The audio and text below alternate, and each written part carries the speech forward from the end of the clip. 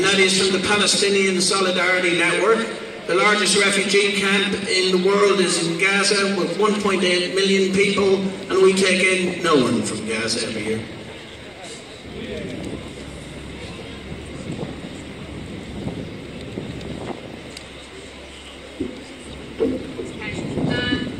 Okay, kia ora tātou everyone. I'm Nadia, as Joe said. I'm part of Palestine Solidarity Group, but I'm also part of a number of groups who operate here in Aotearoa, looking at low-paid workers and unemployed people and the experiences of poverty that are going on here. And I want to say that those two things are actually explicitly connected.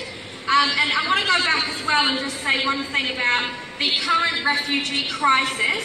It's not a new thing, right? So let's go back, because we have refugees fleeing war zones, regimes such as the Syrian regime where civilians are being killed.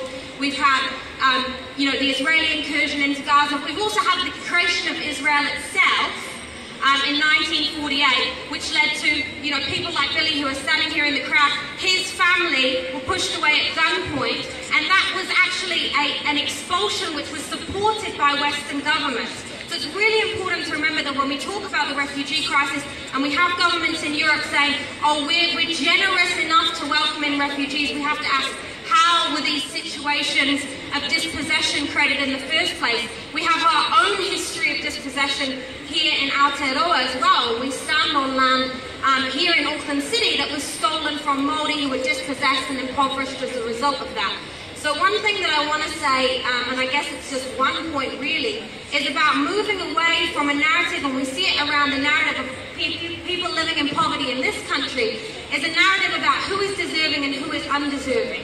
So I really truly believe, and I think probably most of you who are standing here today believe, that all people do deserve, no matter what you've done or where you're from, all deserve those basic rights to food and shelter and to live your life safely and in dignity. And many of those people have those rights denied as a result of Western governments themselves. So it's the imposition of these systems of oppression all over the world that actually leads people to needing to flee. And I think we need to reflect on what role our government has played in wars in the Middle East, and what role it continues to play. Sometimes they say we cannot intervene around things, and sometimes they can intervene when it suits them.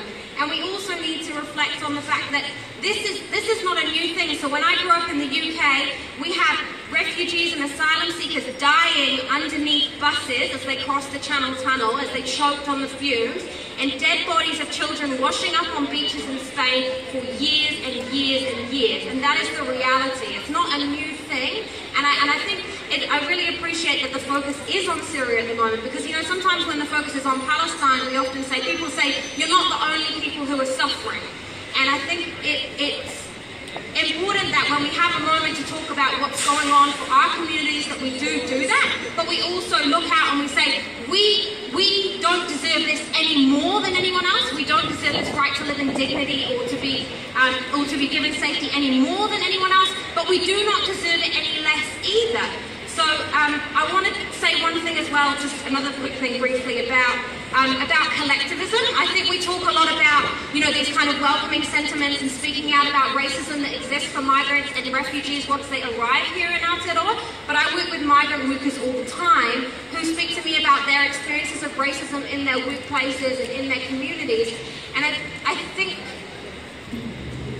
we need to think about solutions beyond individual ones. We can all act in really beautiful ways, and I think we should show each other we care for each other, and we want to make people feel safe in our communities and let them know where they are and that they belong. But also, what do they belong to, and where do they belong? So if you have fellow migrant workers working in your workplace, have their backs. Make sure, because workers' rights are really, really an important thing for refugees and migrants in this community in Aotearoa that are currently being denied. So we need to fight for the rights of all low-paid workers and all low-income people in Aotearoa, because that is something that is we have access to decent healthcare, education, and decent welfare facilities. That will actually be something that supports refugee communities as they come in too, but it will also support our people at the bottom who need those things. So we need to be fighting for all people at the bottom and standing together, and that's all I really want to say.